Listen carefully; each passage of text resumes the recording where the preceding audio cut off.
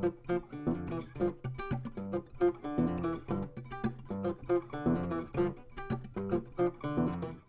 window opens up in October. It's usually a 2-week window that includes 2 weekends, so it's slightly longer than 2 weeks, but not much. Usually screening follows the 3 weeks following that, and so you usually hear by, in an ideal world, early November, mid-November, as to whether or not you've received an interview or not. Interviews take place throughout the rest of November and December. They've often spilled over into January just because of the sheer number of them. And then you should hear results by mid-January.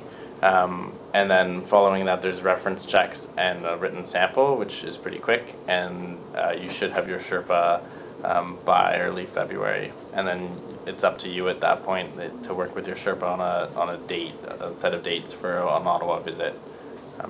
And so we've had people placed as quickly as March, and we've had people wait longer, depending on their own schedules. Like a lot of recruitment processes, it tracks the academic year pretty closely. So as do a lot of the the post-secondary recruitment program that the public service runs. So early October is when you start thinking about what you're doing at the end of your final year of school. By the time you finish your final exams or perhaps defended your thesis, that's sort of that summer, the next summer, and so you're ready to start actually working. So the process sort of takes up that last academic year. What keeps you going there every day? What do you love about your jobs? I got some. Let me tell you. I was noticing that too. We did talk a lot about constraints and stuff. Having mentioned the constraints, you're quite right. That to me, there are like a couple of things, and one is kind of really cheesy, but frankly is really true, and it's you know what? It feels really good doing things for the public good. It really feels good, and I've worked in other kinds of jobs before, and I have increased profits in organizations, and that's okay. But it feels a lot better to think, actually I did something that made a difference in some people's lives. And maybe it wasn't very many, maybe it was a few, maybe it was a lot. But actually to me, that makes a huge difference for me in job satisfaction, right? It's also, even those occasions where you're just, where you're maybe a bit of a cog in the wheel, right? And we describe, okay, you have 15 layers of management, you don't get to make the decision, you're not in the room, yada, yada, yada. Even when you're a cog in the wheel for the whole thing, you're a cog, man. You're a cog in the wheel. That's pretty cool. Like you're actually making this thing run. And without you, yes, there might be somebody else, but you know what? You did the job. And to me, there's enormous satisfaction. There's also a whole side of it, which is a kind of intellectual satisfaction, where when you're trying to figure out how to advance the public interest, do something for the public good. That is, as any ancient philosopher will be able to tell you, that is not a straightforward question, right? It's not like how can I maximize profits for the first quarter. Thinking about what constitutes the public good, in what aspect where can it be advanced, what are the relative trade-offs that you have to take into account, how will stakeholders feel about things, who wins, who loses. Thinking about all of those things are, for one thing, they're serious problems, and for the second thing, it's actually, to me anyway, a lot more intellectually challenging. So if you're looking for a place where you're going to feel like what you're thinking about matters to people, and that it's not just sort of being an adding machine, but actually thinking about something substantive and serious that really engages you, and engages the people around you, it's a great job. Yeah, and I'd say I love my job for all sorts of reasons. One is in terms of metrics of success, Mark has been in the system longer, so he has some SFTs that he can probably frame on his wall. He picked the picture with the kid with the flag. No, I did not.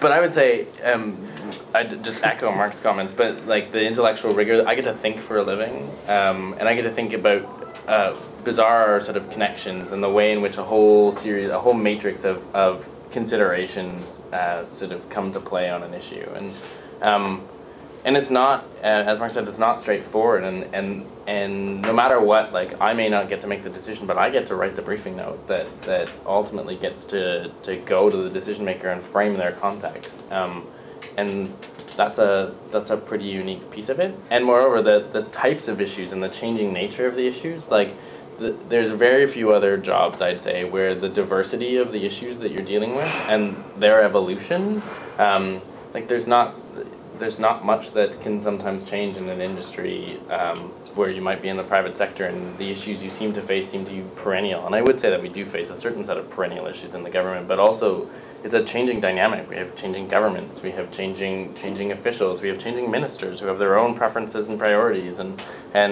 like that makes it a really unique kind of place to work, because it is everything's moving. The last 2 weeks I've been working really crazy, ridiculous overtime, working on a really crazy, ridiculous file. And it went to cabinet yesterday, and I wrote what the minister said. It's awesome. My colleagues on the board have been saying, it takes a special kind of unique kind of person to think that's awesome, but I do. So that's why I like my job, even though it's ridiculous files, ridiculous overtime. I work with good people, and we all think this is kind of cool. I mean, one of the things, I'll speak generally and then I'll speak specifically. Generally, I'd say one of the things that we've tried to take a different approach to with the Recruitment of Policy Leaders program is a growing recognition within the public service that the jobs for life mentality is not necessarily going to be the kind of ethos that runs through the public service of the future. And so we've taken the approach, we had to work very hard at working with the Public Service Commission, that when we quote-unquote lost a candidate, when they'd come into the public service for a couple of years and they'd leave, that, you know, their view was, oh my gosh, like, we've lost this candidate. Who would ever possibly leave, you know, these great jobs in the public service with this fantastic pension? It's not that good a pension, it's just reasonable. But I think part of our mentality to that is to say, like, people are going to have that kind of flexibility in their careers, and we don't see it as a loss. So, for instance, the one guy who left to go work at the IMF, like, he was in DFATE. He has a better understanding of government. He has a strong understanding of the public service, a respect for it, and moreover, he's on the other end of the phone, so that we can continue to engage and allow that network to continue. And that influences our policy decision making, and it also influences their policy decision making. And I think that kind of win-win is pretty decent. That being said, I think I'd be hard pressed to find the thing that's going to draw me out of the public service. Other than that, I think I'll want to utilize all the flexibility that's available within it.